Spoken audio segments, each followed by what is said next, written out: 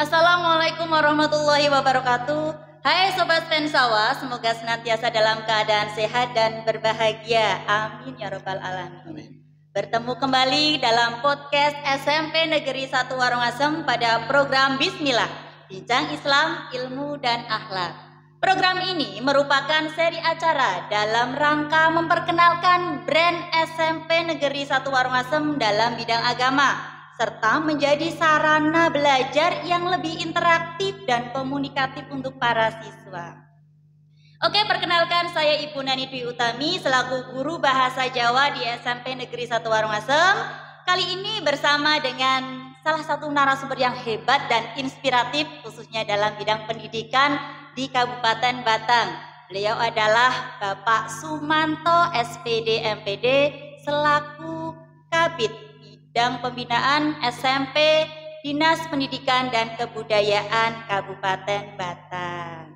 Assalamualaikum Bapak. Waalaikumsalam warahmatullahi wabarakatuh. Sehat Mbak? Alhamdulillah Bapak sehat. Bapak bagaimana kabarnya? Alhamdulillah sehat, bisa bertemu dengan teman-teman SMP Negeri 1 Warungasem. Alhamdulillah, semoga Bapak senantiasa diberikan kesehatan dan keselamatan ya Pak ya. Amin. Oke, baik Bapak, dalam kesempatan kali ini saya ingin meminta pendapat jenengan tentang program keunggulan sekolah khususnya di Kabupaten Batang.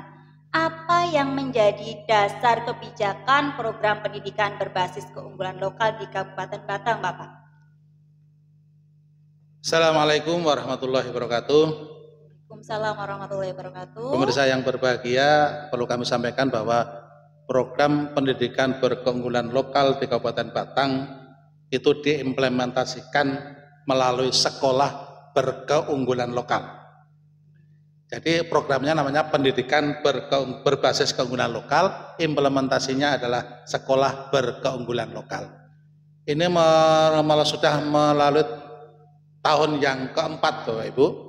Tahun yang keempat melalui perkembangan yang luar biasa, karena pada awal-awal program ini hanya 3 keunggulan lokal yang kita tawarkan kepada sekolah, yaitu sekolah budaya, sekolah karakter, dan sekolah adiwiyata. Namun pada tahun 2023 ini berkembang menjadi 10 jenis, 10 bidang keunggulan lokal yang kita tawarkan Bapak Ibu. Kemudian yang saya sampaikan kepada Bapak Ibu semuanya bahwa sekolah pendidikan berkeunggulan lokal ini menindaklanjuti dari peraturan daerah Kabupaten Batang nomor 1 tahun 2019. Peraturan daerah Kabupaten Batang nomor 1 tahun 2019 tentang perubahan atas Perda Kabupaten Batang nomor 3 tahun 2013 tentang pengelolaan dan penyelenggaraan pendidikan di Kabupaten Batang. Salah satu amanat dari pasal 38 ayat 3 Perda tersebut mengatakan bahwa pendidikan dikembangkan melalui pendidikan keunggulan lokal. Maka kita menyusun adanya peraturan Bupati tentang pendidikan berbasis keunggulan lokal. Demikian Bu Nani. Oh, begitu ya Bapak ya. Berarti sekarang sekolah memang harus memiliki program unggulan agar bisa menjadi pendidikan yang berkualitas ya Bapak ya, dan memiliki daya tarik tersendiri bagi para siswa. Betul. Jadi begini, sekolah berkeunggulan lokal adalah sekolah yang sudah memenuhi 8 standar nasional pendidikan plus keunggulan potensi daerah. Jadi sekolah itu sudah memenuhi SNP dulu, kemudian baru ditambah dengan keunggulan itu. Nah, keunggulan itu bermacam-macam. Ada yang keunggulan seni dan budaya, pariwisata, pertanian, kelautan, perindustrian, lingkungan hidup, agama dan budi pekerti, atau bidang-bidang yang lain. Nah, khusus untuk SMP Negeri 1 Warungasem, keunggulan lokal yang kita pilihkan adalah keunggulan sekolah agama yaitu dan budi pekerti. Kenapa kok memilih sekolah agama, kelas agama dan budi pekerti? Karena kita tidak lepas dari lingkungan masyarakat Warungasem yang sepaham pemahaman saya tentang Warungasem adalah ini adalah serambi Mekahnya Batang serambi Mekahnya Batang. Untuk itu kita sampai Negeri 1 Warungasem memilih kelas agama adalah hal yang paling tepat karena berbasis keunggulan di lokal Warungasem. Demikian Bu Nani. Menarik sekali ya Pak. Semoga SMP Negeri 1 Warongasem dapat menjalankan program ini dengan baik. Terima kasih atas dukungan dari Dinas Pendidikan dan Kebudayaan Kabupaten Batang dengan adanya program ini. Pangestunipun nggih Bapak nggih. Matur nuwun. Baik Bapak, sekarang kita masuk ke pembahasan selanjutnya. Merujuk kepada fenomena perilaku anak-anak sekarang ini Bapak. Karena dari berbagai berita yang saya dengar dan saya baca, akhir-akhir ini banyak kejadian perkelahian, tawuran antar siswa, bahkan pergaulan bebas. Kira-kira bagaimana tanggapan Bapak terkait dengan kejadian tersebut? Terima kasih Ibu.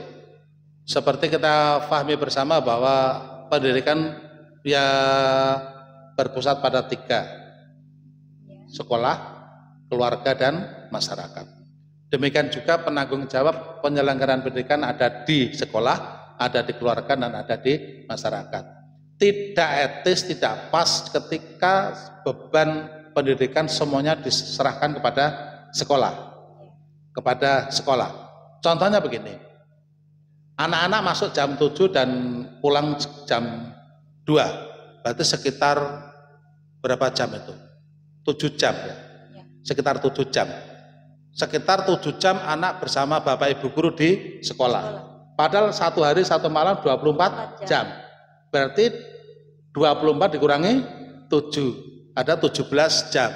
17 jam bersama siapa? Keluarga di rumah. Nah, artinya Bapak Ibu, tanggung jawab pendidikan tidak serta-merta diserahkan kepada sekolah. Ada pihak lain yang juga bertanggung jawab, siapa? Keluarga dan masyarakat. Nah, kemudian terkait dengan fenomena perkelahian, tawuran, kenakalan-kenakalan yang lain, maka serta-merta ini menjadi tanggung jawab kita bersama, Kemudian Bapak Ibu, banyak orang tua yang mengalami kesulitan mendidik anaknya. Banyak orang tua yang kesulitan mengatur waktu untuk mendidik putra-putrinya, bahkan sibuk bekerja dan sebagainya, sehingga waktu untuk mendidik putra-putrinya menjadi sangat sedikit. Kemudian fenomena ini mestinya kudu ditangkap oleh sekolah dengan menutup lubang yang ditinggalkan peran orang tua, kemudian diambil alih oleh sekolah. Apa bentuknya? Jika orang tua tidak lagi mampu membekali ilmu agama yang cukup, maka sekolah berkewajiban untuk menutup itu dengan memberikan bekal agama yang baik. 1 minggu itu kalau kurikulum standar jumlah pelajaran agama adalah 3 jam. Saya yakin 3 jam tidak cukup Ibu. Saya 3 jam itu tidak cukup untuk memberikan materi. Bahkan mungkin hanya pengetahuan. Sedangkan bagi praktik mungkin belum. Untuk itu perlu solusi, dan pemilihan kelas agama saya pikir upaya cerdas. Itu pilihan cerdas. Tetapi Bapak Ibu, perlu dibedakan antara pelajaran ketika jam reguler 3 jam pelajaran agama di kelas pagi dengan pembelajaran agama yang di kelas sore. Ini perlu diadakan yang beda. Kalau sama, maka dikira les. Maka yang terpenting adalah bagaimana kita mendidik anak-anak agar mampu mengimplementasikan teori-teori di pagi hari, kemudian diimplementasikan prakteknya pada sore hari. Keterampilan keagamaan. Kalau ada perintah sholat, maka bagaimana kelas sore itu bisa mendorong anak-anak memang kudu taat beribadah. Taat beribadah. Kalau di masyarakat Warongasem yang saya yakin 100% mungkin nahdiyin, artinya kita kenal tahlil, maka alangkah indahnya ketika sekolah ini mampu mendidik, memberikan bekal kepada siswanya untuk mampu bukan bertahlil, tapi harus mampu memimpin tahlil. Ketika ada orang meninggal dan kemudian ada merawat jenazah, sekiranya anak-anak yang orang-orang biasa itu anak-anak belum mampu untuk mendekat orang yang meninggal, alumni SMP 1 Warongasem, bahkan yang masih sekolah di SMP 1 Warongasem, nah iso kok enggak seperti itu, kudu iso merawat jenazah. Itu kan pengetahuan-pengetahuan yang sangat praktis.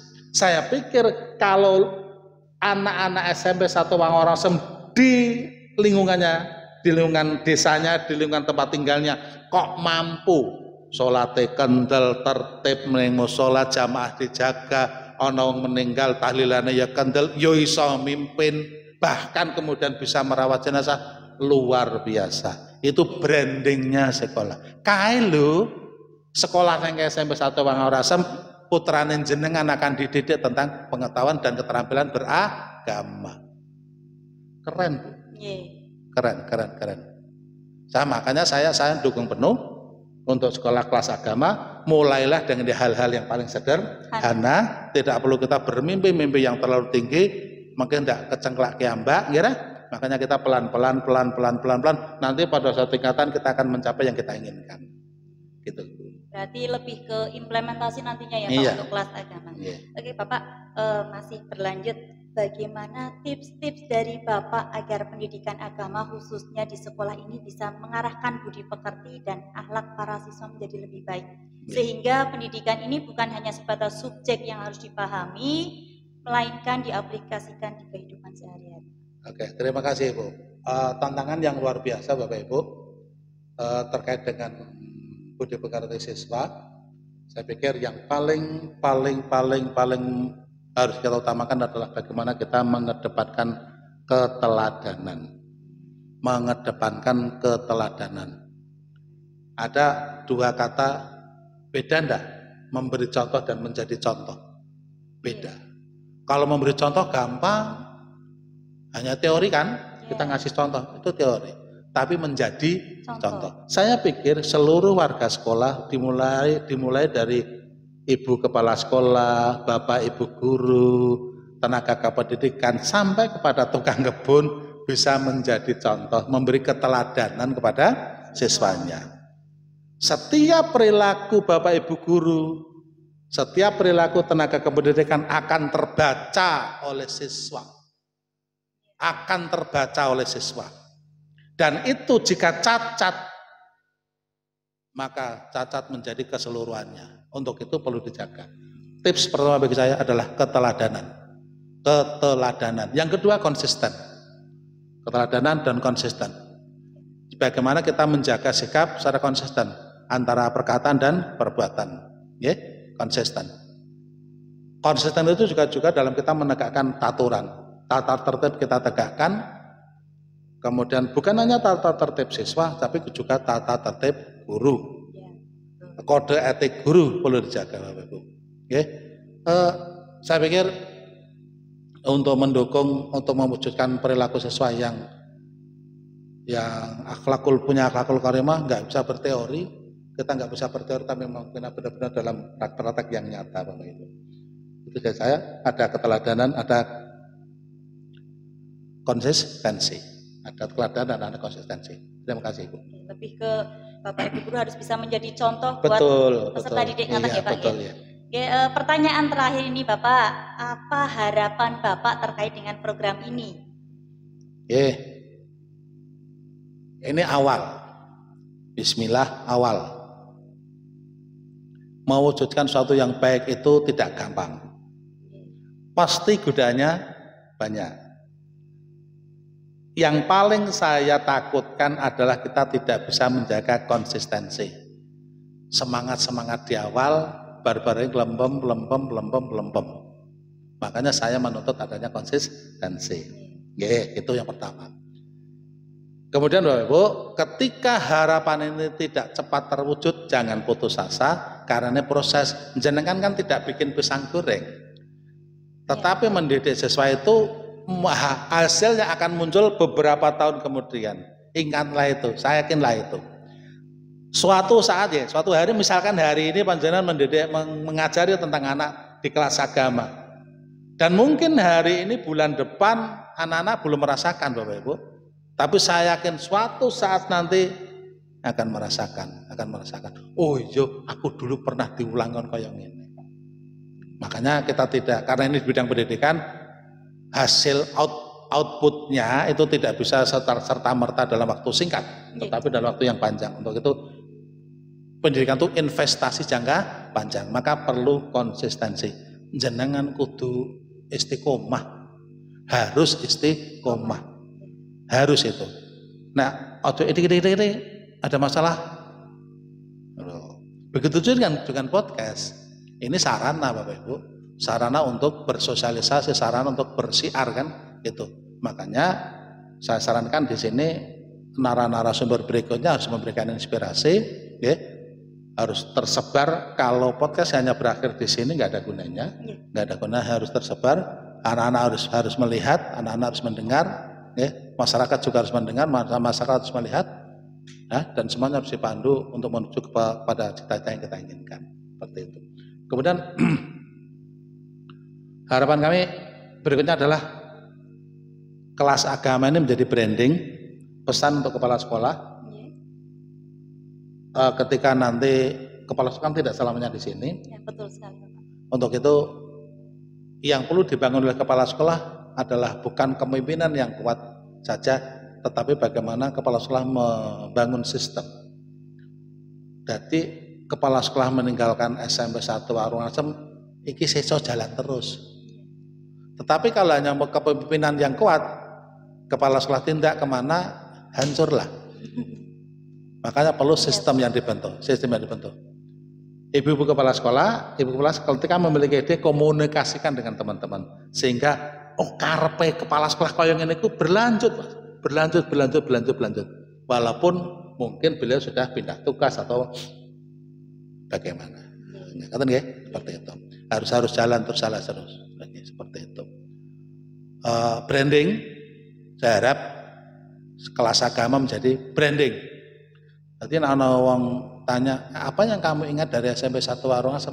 Kelas agamanya. Ya, betul. Bukan terus, apa yang kamu ingat dari SMP 1 Warung Asem? Bu Neni, enggak. Masa yang kami ingat apa yang kami ingat dari SMP 1 Warung Asem? Kelas agama. Ya. Brandingnya SMP 1 Warung Asem kelas agama. Bukan yang diingat, pintu gerbangnya kekecilan, jangan. Nah, mengko mobil cangel. Itu bukan itu yang kita maksud. Tapi kelas agama yang kita brandingkan. Ngerti nggih? Gitu. Luar biasa ya Pak. Banyak ilmu yang dapat kita ambil dan pelajari pada kesempatan hari ini. Matur nuwun sangat Bapak. Baik Sobat Pensawa, demikian penjelasan dari Bapak Sumanto SPD MPD terkait program SMP Negeri 1 Warung Asem dalam bidang agama. Dari sini kita dapat pelajari bagaimana pentingnya pendidikan agama buat kita semua, karena pendidikan agama itu adalah dasar yang kuat bagi seorang atau peserta didik untuk melakukan atau melangkah lebih lanjut untuk menjadi seseorang yang lebih baik lagi. Terima kasih banyak kepada Bapak Sumanto SPD MPD sudah menyempatkan datang di acara di tengah padatnya waktu jadwalnya Bapak. Matur nuwun Pak. Jangan lupa untuk support dan dukung channel ini agar bisa berkarya dan belajar bersama dengan SMP Negeri 1 Warung Asem. Kurang lebihnya mohon maaf apabila ada kesalahan dari kami. Wassalamualaikum warahmatullahi wabarakatuh. Waalaikumsalam warahmatullahi wabarakatuh.